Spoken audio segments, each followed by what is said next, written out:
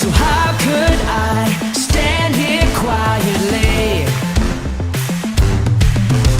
My praise is going up, up, it's going up. For you I'm living louder, I'm turning up. I'm never gonna stop, no, I'll never stop. Whoa, oh, oh, oh. I'm gonna shout it. Shalom, selamat datang di Ibadah Raya Online di SDN Kristus Palembang. Sebelum kita memulai Ibadah Raya Online kali ini, saya akan memberikan beberapa informasi terlebih dahulu.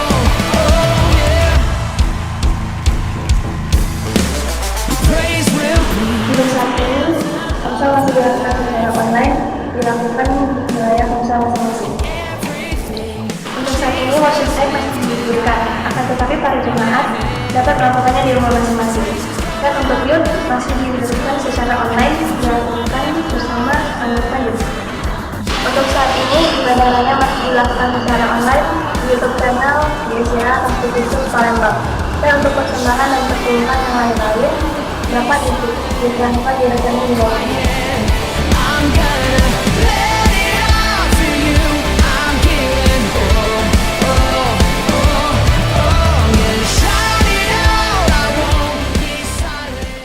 Halo guys, kembali kita bersama ibadah online di YouTube channel kita pertama kali. Yes. Di Youth YSJAKK. Sebelum kita mulai ibadah kita akan bersatu di dalam doa. Bapa di surga, Tuhan kami bersyukur, Tuhan kami masih dapat berkumpul di rumah kami masing-masing. Tuhan kami masih dapat beribadah secara online, Tuhan. Kiranya Engkau memberkati ibadah kami, Tuhan, sehingga setiap kami dapat menerima berkatnya dari Tuhan, menerima firman-Nya, Tuhan. Terima kasih Tuhan, kami berdoa hanya di dalam nama Tuhan Yesus. Haleluya, amin. Amin. Anak muda YSJAKK, semangat melayani Tuhan.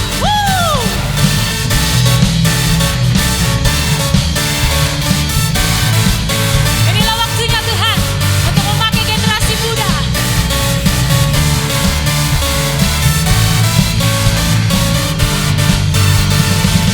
Hear it now, make it loud at the top of our lungs.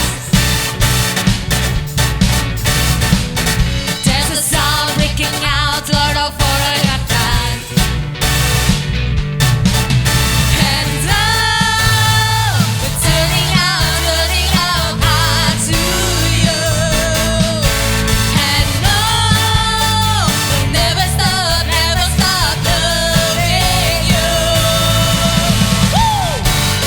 This is our best time of our lives as we encounter your love again. Hey, let your hearts will come alive as we declare your praises. Oh, oh, oh, oh, oh, oh, oh, as we declare your praises. Oh, oh, oh, oh, oh, oh, oh. Here we go. Woo! From the start, here we are to collaborate your love. Every heart set apart just to be where you are. And we're turning out high to you. And never stop loving you. Come on, woo! This will be the best part of our lives as we encounter your love again. And when our backs are turned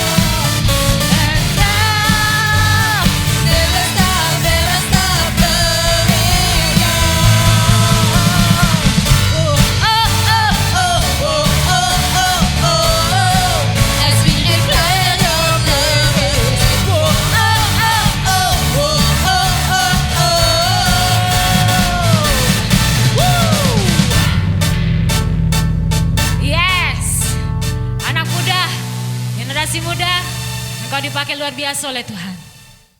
Engkau yang akan memberkati kota-kotamu dengan apa yang Tuhan beri padamu. Dan saat ini Tuhan, kami percaya Tuhan, apapun yang terjadi dalam kondisi kami saat ini, itu bukan sesuatu karena kebetulan Tuhan. Tapi kami mau percaya, dan kami mau berdoa, Engkau pulihkan.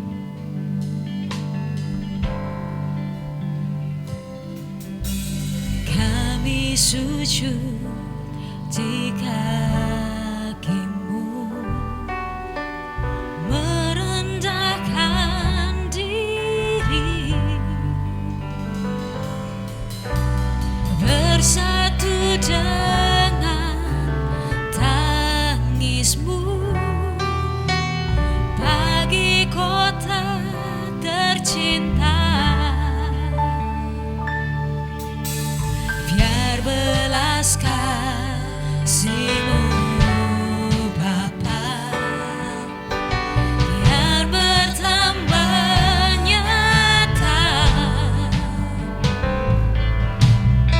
dicurahkan atas kami, lawatlah umat-Mu. Ampunilah, selamatkanlah, pulihkanlah kota Palembang, sinari dengan terang kasih-Mu, dengar doa kami. Setiap anak-anak-Mu yang datang kepadamu Tuhan, kami sujud di kaki-Mu, merendahkan diri, bersatu dalam tangis kami Tuhan, dengan tangis-Mu bagi kota tercinta. Biarlah belas kasih-Mu Tuhan, biar belas kasih-Mu Bapa, kian bertambah nyata,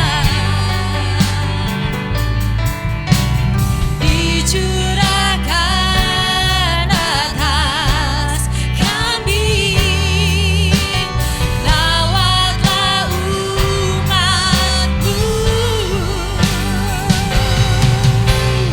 Ampunilah,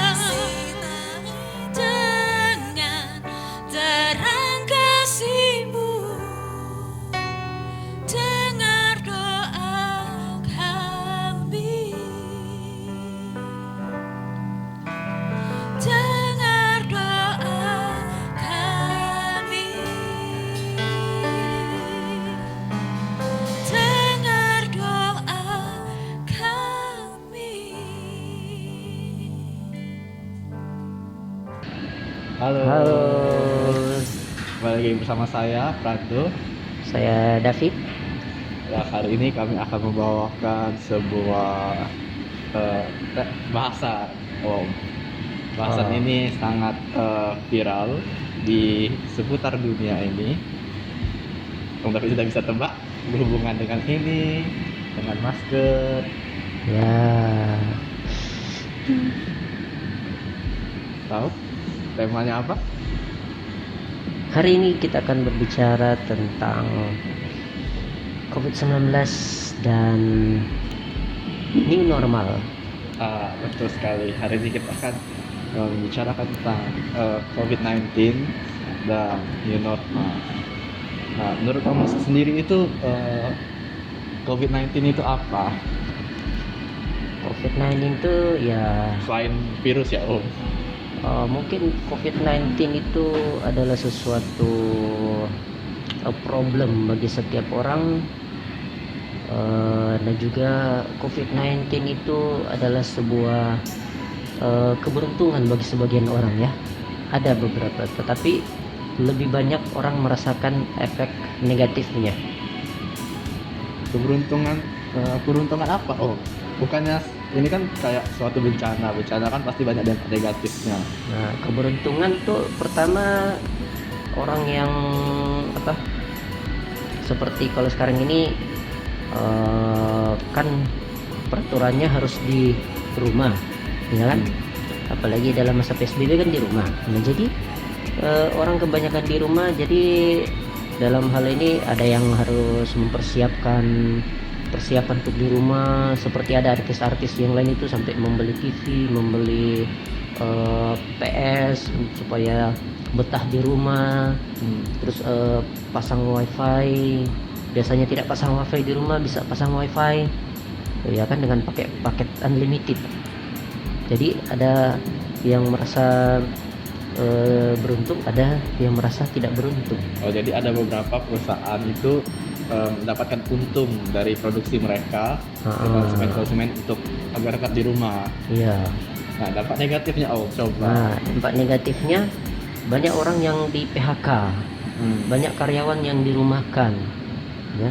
Jadi akhirnya banyak orang yang tidak bisa bekerja, banyak orang juga kehilangan pekerjaan, bahkan banyak pebisnis pun perusahaannya bangkrut, bisnisnya tidak berjalan. Nah, kita kan live-nya kan di Youth Gereja Gesia Kakak ya, Om. Nah, dampak negatifnya bagi gereja kita, Om, apa, Om? Coba. Kalau dampak negatifnya bagi kita sih sebenarnya tidak ada ya, kalau secara negatifnya ya. Iya. Mungkin hanya terbatas saja ya. Terbatas. Dalam hal Apa kita, yang terbatas? dalam hal pertemuan, Oh, dalam ya kan, kita tidak bisa ibadah bersama-sama di gedung, ya kan, kita tidak bisa ngobrol sama-sama. Ya biasa kan kalau ibadah kita bisa saling ngobrol bareng-bareng. Ya. Nah, terus sekarang ini kita hanya bisa lewat online. Menurut Om, kita tidak bisa beribadah di gedung itu menjadi suatu masalah atau apa? Mungkin kalau saat ini ya permasalahannya kita mungkin hanya tidak bisa bertemu secara langsung, tetapi sebenarnya tidak menjadi masalah juga, Tidak karena menjadi kita masalah. masih bisa melakukannya secara online, ya kan. Dan dalam hal ini karena kita mau mengikuti anjuran maupun peraturan dari pemerintah supaya COVID-19 ini bisa secepatnya diselesaikan dan tidak menyebar kemana-mana. Baik. Om sendiri sudah kangen dengan teman-teman yang di gereja itu? Kalau saya sendiri sih kalau kangen sih kangen ya. Cuma mungkin tidak terlalu, karena kami seperti tahu sendiri, kami kan tiap minggu membuat ibadah online. Masih Jadi masih ada- sering ada pertemuan. Ya, masih ada pertemuan. Jadi tidak terlalu karena masih sering ketemu juga, walaupun seminggu sekali, Ya. tapi masih ada pertemuan. Yang membuat ibadah online itu tim present worship saja atau ada hanya orang-orang tertentu?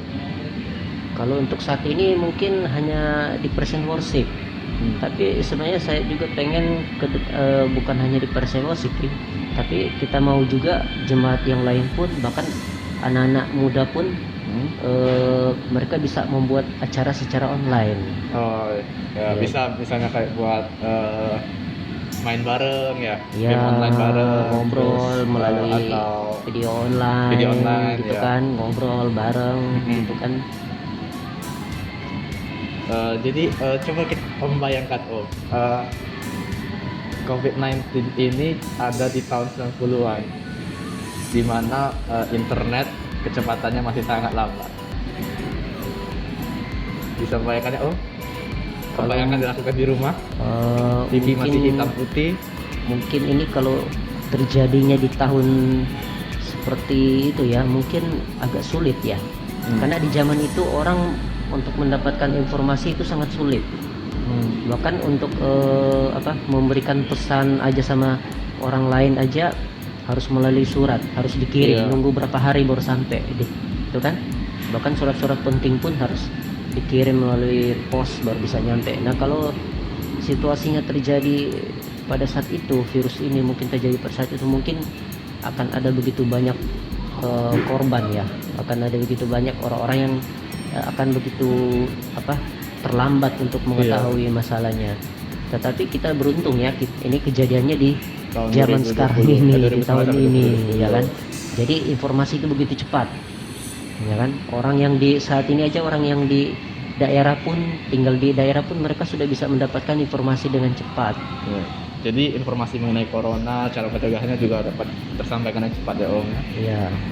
Nah, kalau bicara tentang corona nih, jadi di awal-awal corona itu aku ada lihat satu ayat Om yang aku dapat dari salah satu gereja di Amerika. Om bisa tebak ayatnya? Gimana ya? Di Mazmur 91 ayat 2 Om sampai 3. Firman-Nya begini, akan berkata kepada Tuhan, tempat perlindunganku dan tubuh pertahananku, Allahku yang kupercayai. Sungguh dialah yang akan melepaskan engkau dari jerat perangkap burung, dari penyakit sampar yang busuk. Jadi menurut Om, apakah firman ini sangat hidup untuk di situasi sekarang ini? Mungkin kalau sekarang ini kayaknya ayat ini bisa menjadi ayat emas ya bagi beberapa orang, karena ayat ini mengatakan bahwa di tengah situasi ada wabah, mereka tetap percaya kepada Tuhan, menjadikan Tuhan sebagai perlindungan. Nah, Iya. menjadi pertanyaan justru sekarang ini, apakah ayat itu masih relevan dengan kita enggak? Iya, itu Ah. pertanyaan Om. Apakah masih relevan? Sebenarnya atau alat tidak? ini masih relevan, bahkan sangat relevan, ya kan? Kalau kita mengaplikasikannya dalam kehidupan kita sehari-hari. Tapi kalau kita justru yang diaplikasikan itu hanya aplikasi dari Play Store, ya mungkin berbeda Iya. ceritanya ya. Cuma Jadi install tapi nggak diapa-apain. tapi kalau ayat ini kalau kita aplikasikan di dalam kehidupan sehari-hari, ini akan menjadi suatu kekuatan dan semangat yang baru, karena di wabah itu kan sama seperti COVID-19 ini. COVID-19 kan harus seperti wabah itu.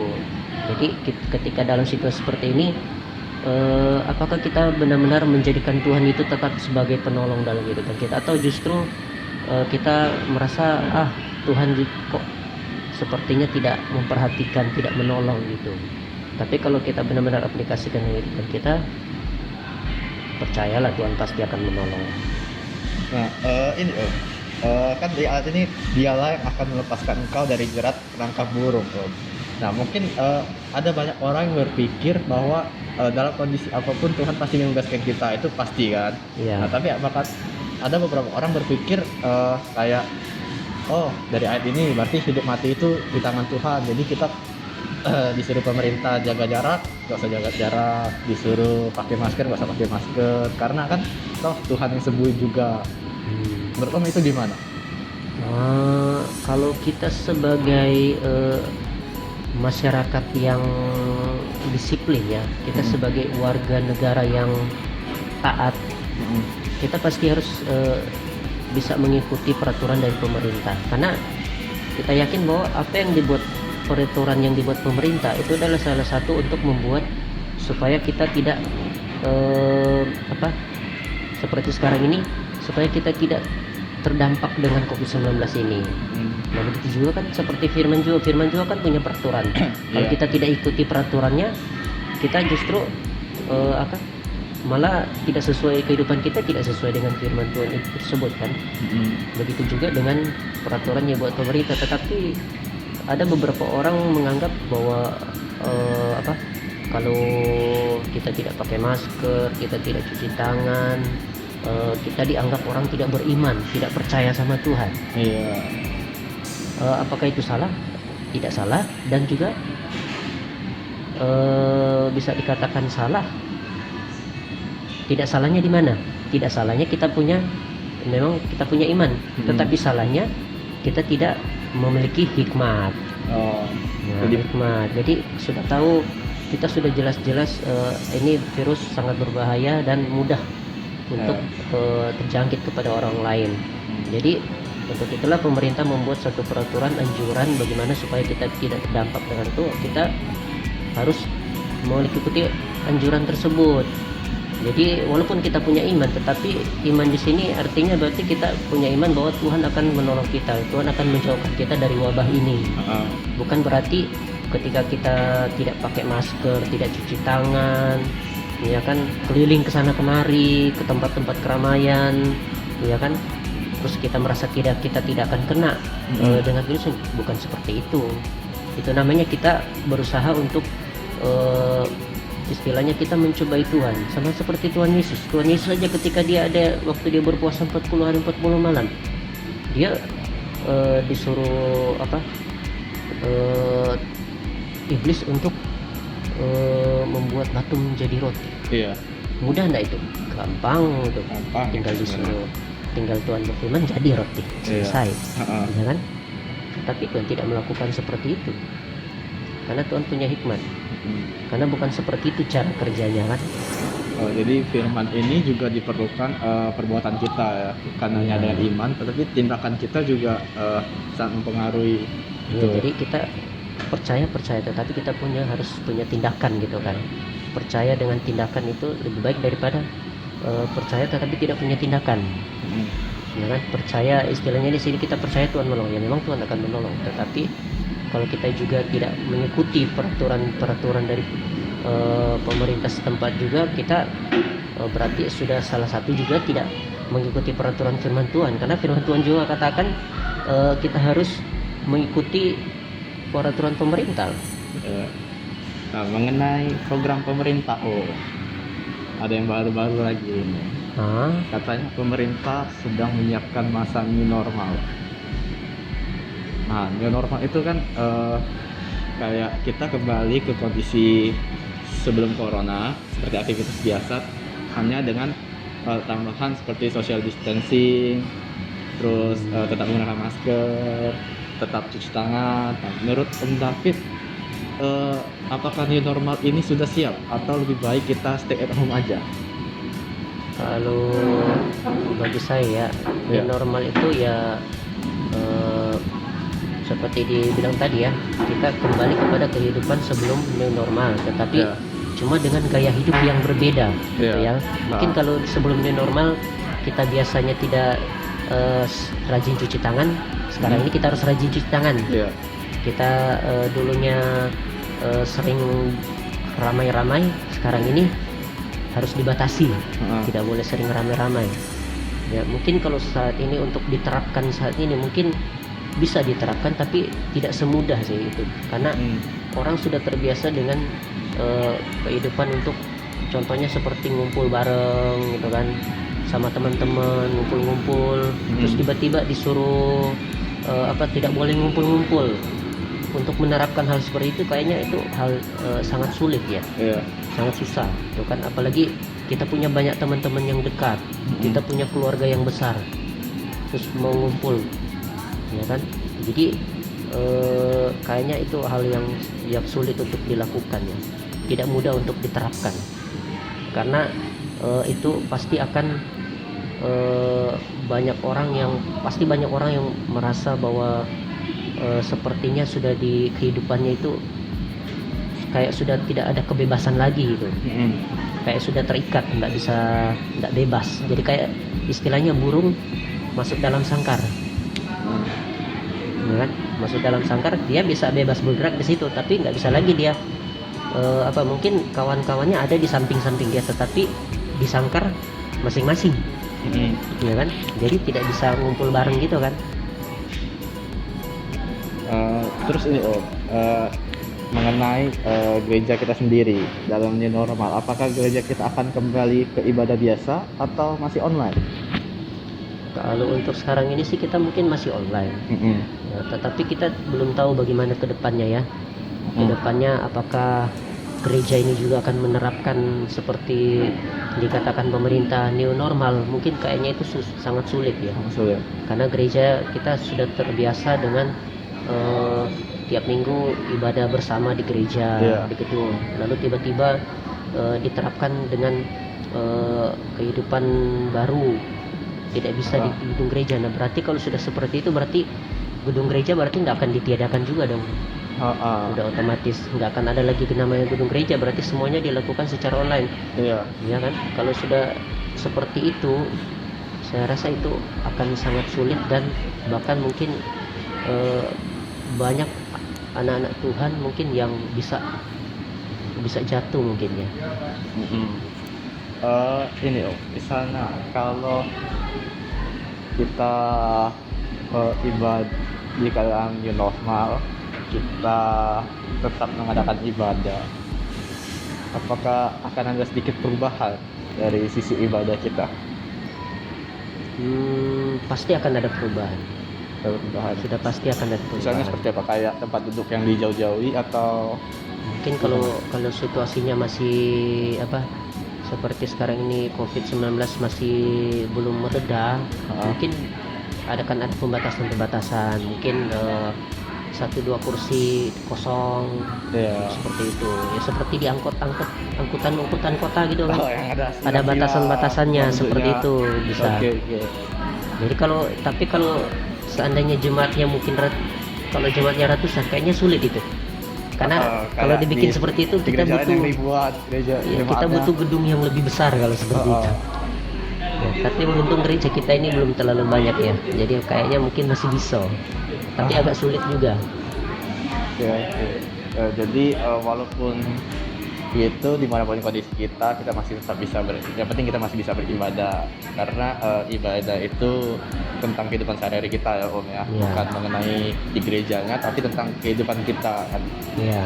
Nah, mungkin Om David ada pesan buat teman-teman kita yang masih ada di rumah, yang lagi bosan, yang lagi nonton kita. Untuk teman-teman yang mungkin hari sekarang ini masih aktivitasnya masih di rumah, ya tetap percaya kepada Tuhan pasti akan menolong kita, dan juga kita harus tetap menjaga hubungan kita dengan Tuhan supaya Tuhan pun mau menolong kita. Kalau kita tidak menjaga hubungan kita dengan Tuhan juga, Tuhan pasti mau menolong, tetapi agak sulit untuk menolong, karena kita tidak punya hubungan yang baik dengan Tuhan. Sama seperti kita punya hubungan dengan keluarga, kalau hubungan kita dengan keluarga kurang baik, otomatis sangat sulit. Ya kan? Begitu juga dengan Tuhan, kalau hubungan kita dengan Tuhan kurang baik, pasti sangat sulit juga untuk Tuhan menolong kita. Jadi tips dari saya, mungkin teman-teman di rumah bisa beribadah bersama keluarga di rumah, membangun mesbah, doa bersama keluarga, berdoa bersama, baca firman Tuhan bersama, sharing firman Tuhan bersama keluarga, supaya bisa bertumbuh, tetap ada hubungan dengan Tuhan dengan yang baik. Jangan lupa pakai masker. Jangan lupa, tetap juga kita harus mengikuti anjuran dari pemerintah untuk tetap pakai masker, cuci tangan, dan juga jaga kesehatan. Terima kasih Om. Terima kasih juga. God bless you.